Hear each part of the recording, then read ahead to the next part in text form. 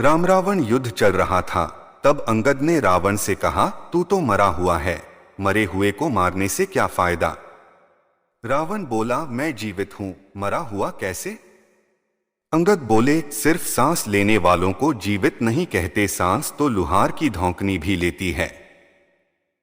तब अंगद ने मृत्यु के प्रकार बताए। कामवश जो व्यक्ति अत्यंत भोगी हो, काम वासना में लिप्त रहता हो, जो संसार के भोगों में उलझा हुआ हो, वह मृत समान है। जिसके मन की इच्छाएं कभी खत्म नहीं होती और जो प्राणी सिर्फ अपनी इच्छाओं के अधीन होकर ही जीता है, वह मृत समान है। वह अध्यात्म का सेवन नहीं करता है, सदैव वासना में लीन रहता है। वाममार्गी जो व्यक्ति पूरी दुनिया से उल्टा चले, जो संसार की हर बात के पीछे नकारात्मकता खोजता हो, नियमों, परंपराओं और लोक व्यवहार के खिलाफ चलता हो, वह वाममार्गी कहलाता है। ऐसे काम करने वाले लोग मृत समान माने गए हैं। कंजूस, अति कंजूस व्यक्ति भी मरा हुआ होता है। जो व्यक्ति धर्म कार्य करने में, आर्थिक रूप से किसी कल्याणकारी कार्य में हिस्सा लेने में हिचकता हो, दान करने से बचता हो, ऐसा आदमी भी मृतक समान ही है। अति दरिद्र, गरीबी सबसे बड़ा श्राप है।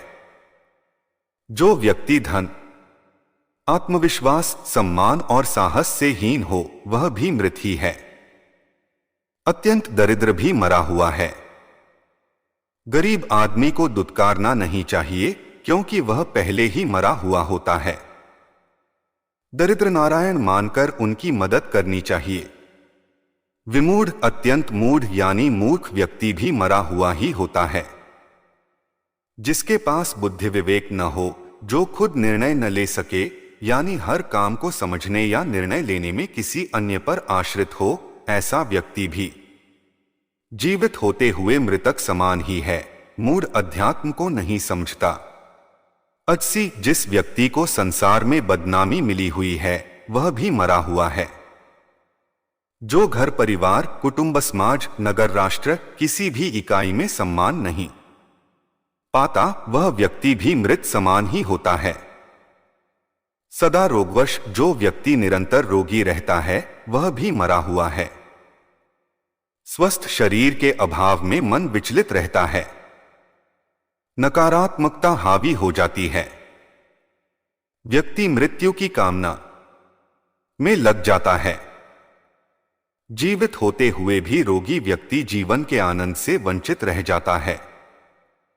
अति बूढ़ा, अत्यंत वृद्ध व्यक्ति भी मृत समान होता है, क्योंकि वह अन्य लोगों पर आश्रित हो जाता है। शरीर और बुद्धि दोनों अक्षम हो जाते हैं। ऐसे में कई बार वह स्वयं और उसके परिजन ही उसकी मृत्यु की कामना करने लगते हैं, ताकि उसे इन कष्टों से मुक्ति मिल सके। सतत क्रोधी, 24 घंटे क्रोध में रहने वाला व्यक्ति भी मृतक समान ही है। ऐसा व्यक्ति हर छोटी बड़ी बात पर क्रोध करता है। क्रोध के कारण मन और बुद्धि दोनों ही उसके नियंत्रण से बाहर होते हैं। जिस व्यक्ति का अपने मन और बुद्धि पर नियंत्रण न हो, वह जीवित होकर भी जीवित नहीं माना जाता। पूर्व जन्म के संस्कार लेकर यह जीव क्रोधी होता है। क्रोधी अनेक जीवों का घात करता है और नरकगामी होता है। अघखानी, जो व्यक्ति पाप कर्मों से अर्जित धन से अपना और परिवार का पालन पोषण करता है, वह व्यक्ति भी मृत समान ही है। उसके साथ रहने वाले लोग भी उसी के समान हो जाते हैं। हमेशा मेहनत और ईमानदारी से कमाई करके ही धन प्राप्त करना चाहिए। पाप की कमाई पाप में ही जाती है और पाप की कमाई से नीच गोत्र, निगोद की प्राप्ति होती है।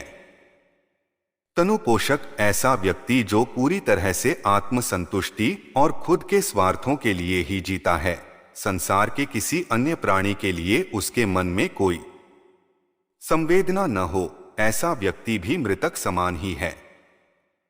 जो लोग खाने पीने में, वाहनों में स्थान के लिए, हर बात में सिर्फ यही सोचते हैं कि सारी चीजें पहले हमें ही मिल जाएं, बाकी किसी अन्य को मिले न मिले, वे मृत समान होते हैं।